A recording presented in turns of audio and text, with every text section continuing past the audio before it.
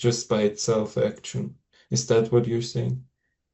It's already always happening by itself. But what happens is that the artificial sense of self, a psychological sense of self, comes in and it says, it has the story that, no, I've decided that, or I must decide this, or I must make this decision, or I am responsible for this. And so then it goes into a whole inner conversation about that. That's part of the story that it's telling itself. It says, "Oh, right, okay, I need to, this is an important decision. I need to decide what I'm going to do." So for it, in that experience, it feels like it is the one at the helm, you know, in the driver's seat.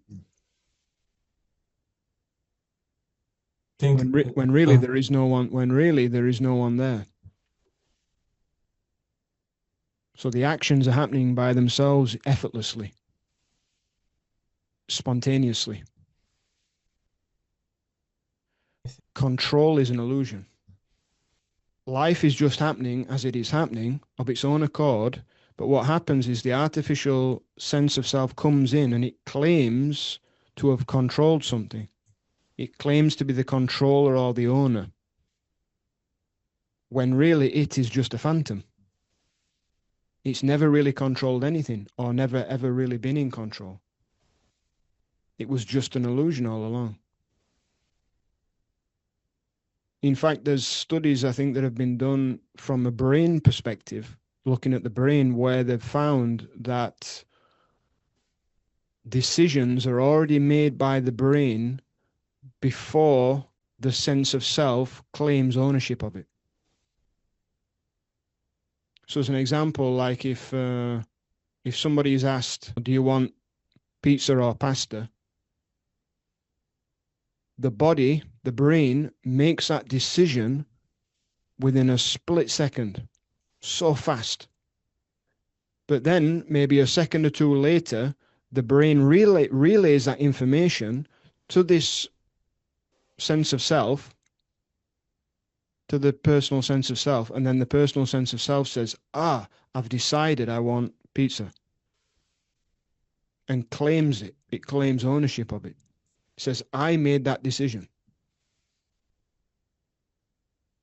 And then it thinks that it takes then the action.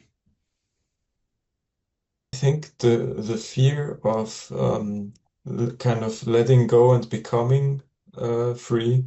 That I think for me there's like a fear of a story, like I don't know if it's a story, but the artificial mind tells itself for me that well, maybe I need to be tense or I need fear to avoid certain um, outcomes. Yeah. So that's kind of what's blocking me. It's like, oh, every time I try to relax and to be just the observer, it comes in and says, "Oh, wait a second, I need to be tense. I need to fear because maybe I need that to avoid some bad outcomes." That's like what's happening for me in this phase.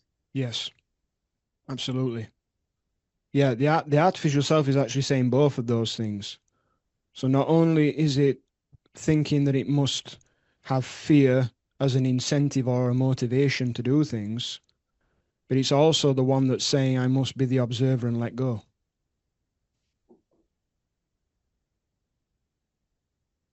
So either one that it thinks that it chooses, which it doesn't choose, it's just an illusion, is still the reinforcement or the play, the operation of that particular story of the artificial self. So it cannot let go. It cannot be free of fear because really it is the source of fear. And it cannot let go of itself because an illusion can't stop an illusion or get rid of an illusion. So somehow it stops, it ceases. The whole game of that artificial self stops and ceases. And it's actually an artificial thought. An artificial thought, yeah. Well, there's kind of two ways to look at that. One, in the sort of more relative level, it's artificial in the sense that thought is language, and language has been created by the agreements of man. So it's man-made.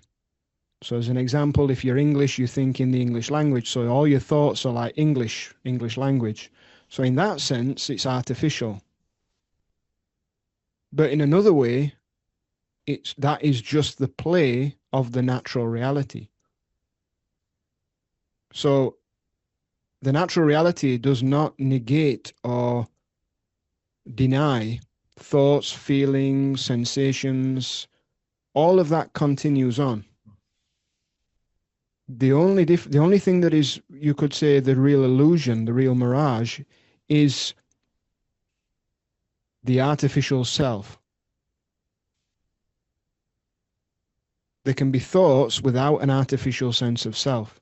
There can be feelings without an artificial sense of self. There can be emotions. Everything can be the same. It just doesn't have a center to it. There's no center there. There's no artificial self. There's no separate energy.